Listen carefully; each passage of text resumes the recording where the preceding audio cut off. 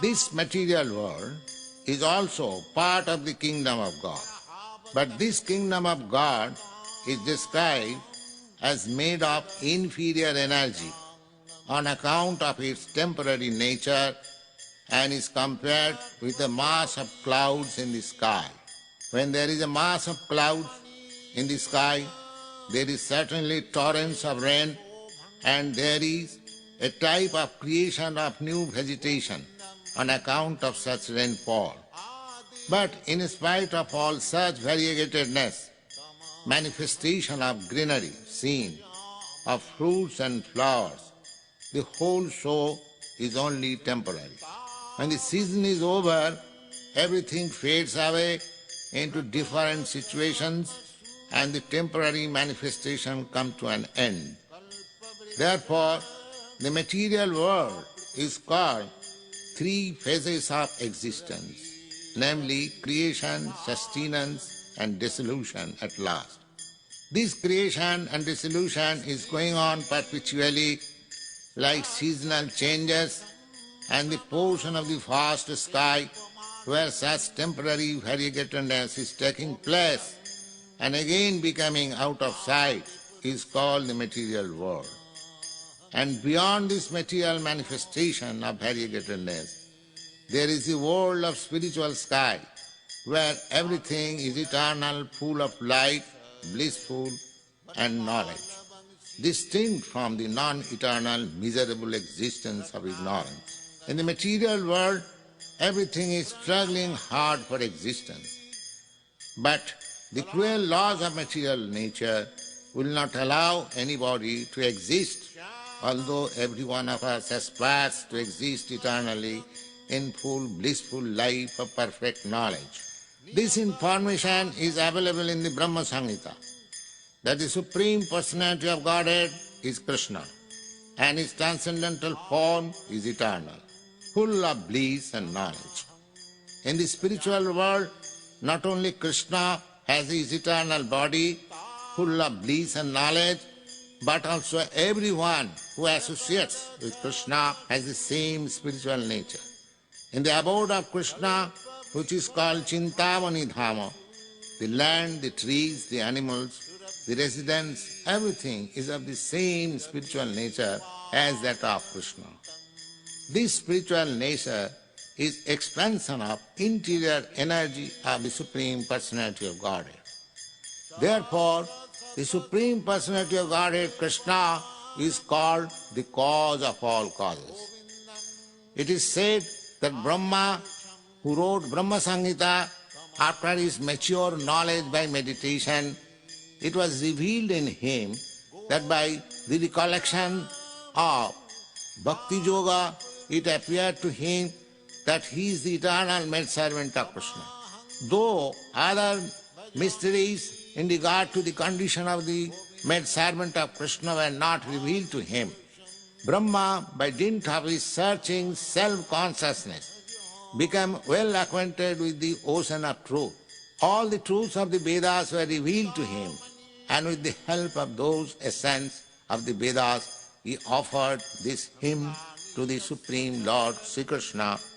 Sriman Mahaprabhu, Lord Chaitanya, has taught this hymn to his favorite disciples inasmuch as it fully contains all the transcendental truths regarding Vaishnava philosophy. The audience, the hearers of this record, are requested to study and try to enter into the spirit of this hymn with great care and attention as a regular daily function. The first verse is translated, I worship Govinda, the primal Lord, the first progenitor, who is tending the cows, fulfilling all desires in the abodes built with spiritual gems, surrounded by millions of purple trees, always served with great reverence and affection by hundreds of thousands of Lakshmis or Gopis. By the word Chintamani is meant transcendental gem. Just as Maya builds the mundane universe with the five material elements, so the spiritual Chit potency has built the spiritual world of transcendental gems.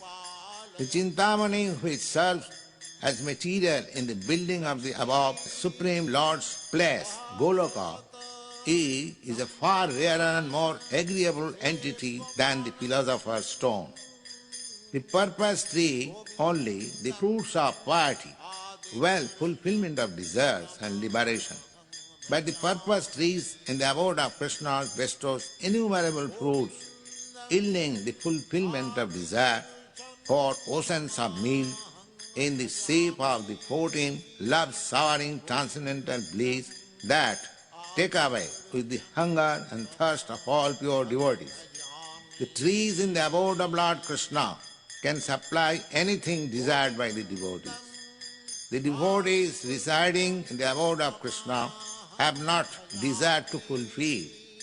Still, there are variegated transcendental desires of the devotees to satisfy their eternal Lord in loving service. In the material world, a tree can supply only the fruits that it can produce, but in the spiritual world, any tree can supply any amount of fruits or any variety of fruits to the aspirant devotee. The second verse is translated, I worship Govinda, the primal Lord, who is adept on playing on his flute with blooming eyes like lotus petals, with head bedecked with peacock feather, with the figure of beauty tinged with the huge blue clouds, and his unique loveliness charming millions of gopis. The matchless beauty of Krishna, the Supreme Lord, or Govinda, is being described. Krishna, the all-pervading cognizant, has the spiritual form of youth. The form of Krishna is not a fanciful creation of imagination, formed after visualizing the beautiful things of the world like the poet or the artist. When Brahma saw in his ecstasy trance of pure devotion, he is being described. Krishna is engaged in playing upon his flute that attracts the hearts of all living beings. Just as a lotus petal produces a pleasant sight, so the two beautiful eyes of Krishna, who causes the manifestation of our spiritual vision, display the unlimited splendor and beauty of his moon-like face. The loveliness that adorns his head with peacock feather is gorgeous. The surrounding feature of the spiritual beauty of Krishna. Just as a mass of blue clouds offer a specifically soothing, pleasant view, the complexion of Krishna is analogously tinged with a spiritual dark blue color. The beauty and loveliness of Krishna is far more enchanting than that of Cupid multiplied 1,000,000-fold. The next verse is translated, I worship Govinda, the primal Lord, round whose neck is swing a garland of flowers beautified with moon locket, whose two hands are adorned with flute and jewel ornaments, who always reveals in pastimes of love, whose graceful, threefold bending form of Samsundar is eternally manifested. In the sloka beginning with Chintamani Prakara Sadmasu, the transcendental region and the spiritual names of Govinda, in the sloka beginning with Govinda Adi Purusam Tamahang Bhajami, the eternal beautiful form of Govinda, and in this sloka, the amorous pastimes of Govinda, Pranaya Keli, means the amorous pastimes of Govinda, the embodiment of 64 excellences, have been described. All the spiritual affairs have come within this scope of description, and the narration of the ecstatic mellow qualities or rasa are included in the spiritual amorous order of Govinda. Lord Krishna, Govinda, is always visible with his eternal consort Radharani. This conjugal living pair is called by Narottam Das Thakur as Jugala Pirit. Jugala Pirit means conjugal love. The conjugal love is existing originally in the Supreme Personality of Godhead, Krishna, and that is reflected only in the material world in a perverted form.